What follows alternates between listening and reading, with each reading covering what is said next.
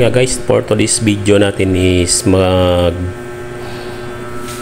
ayos tayo at pupunta tayo sa palengke kasi bibili tayo ng mga ulam. Bigla nating lakad papuntang palengke today.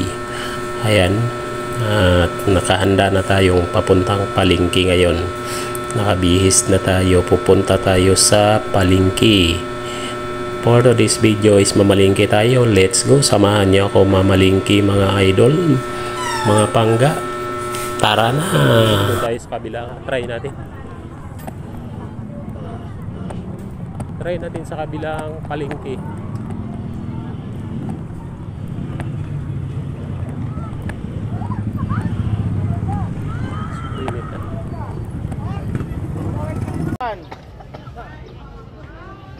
Sangdaan 200.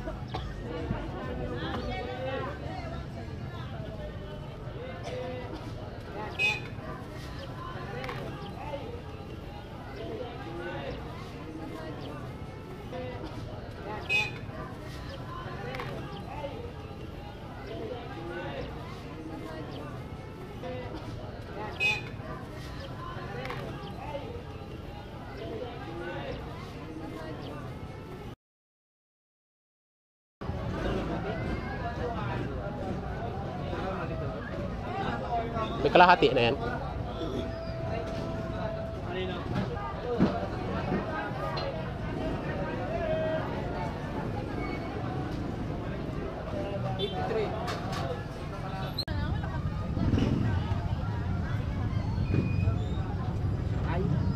Ha? Oo. Ah, ito pala.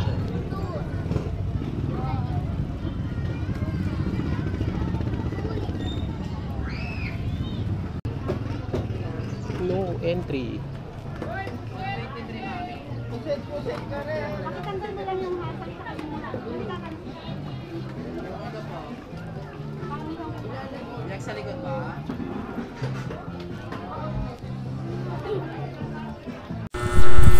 Ayun nga guys, pag galing natin sa palengke, nagluto na tayo.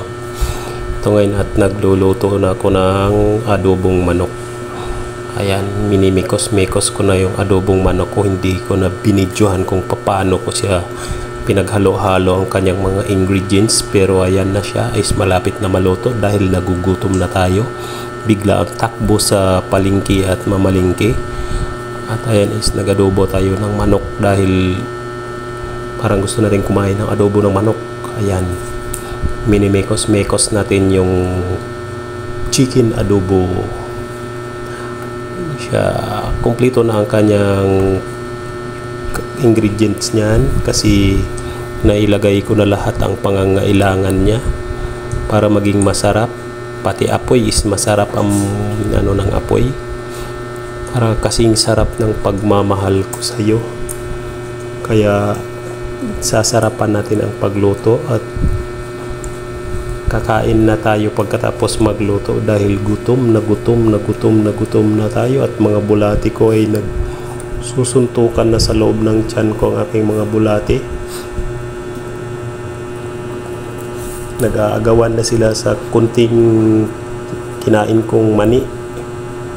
Mani ni Carla. Maliit na mani ni Carla, yun lang ang kinain ko. Kasi nagugutom na ako. Ayun ay nagsusuntukan na sila. At ayan na is ma-brown ng ating adobong manok. Kaya sabi ko is luto na. Ayan, pati ang patatas niya is maganda na, kumikinang-kinang na. At ang siling green ay naglanta na, kaya siguro masarap na yan. At hindi ko tinikman yan kasi hindi ko galing magtikim pag ako ang nagluto. Kinakainan ko ay hindi ko nagtitikim. Basta pag nilagay ko ang tansyado kong ingredients, yun na yun. Waswasan na ng kain, kaya on the go na tayo. Wala, sige, mikos-mikos mo na ng mikos-mikos. Tingin mo, malapot-lapot na yan. Lumalapot na ang aking adobo. Ayan, makikita mo naman na nagbabrown na talaga siya. dahil malakas pa ang apoy. Brown na siya at gumaganda na ang kanyang pagkaluto. Kaya mikos natin, kasi pag di natin iminikos yan ay mamaya magdikit yan, dukot sabi na, dikit ba, magdikit sila sa kawali. Kaya maganda ang minimikos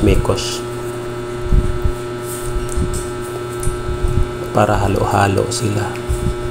Hindi ko tinatakpan, hinihintay ko na magkalasan ang balat sa buto. Ang buto at balat ay magkalasan para maging masarap. Na lumalabas na ang buto at balat, at pag iyong kinain ay malambot at wala nang amoy. Hindi na amoy chicken, kundi adobo na ang amoy niya. Yung nakakatakam na adobo ang kanyang amoy. Ayan.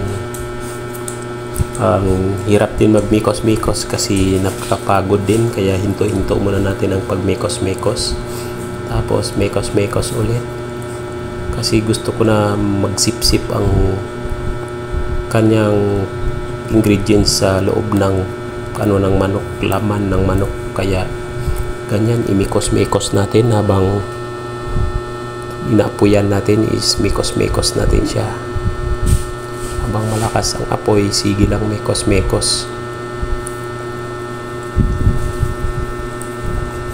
para masarap ang ating ulam ngayon.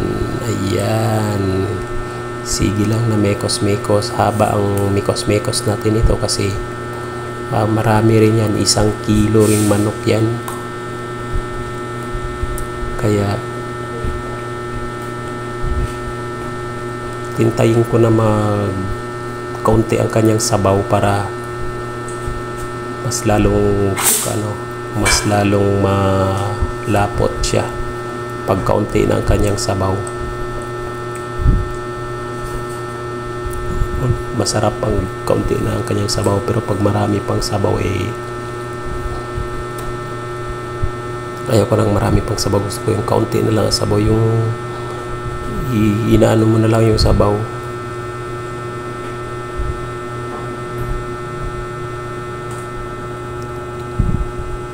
Ayan, tingnan mo yan, is mag brown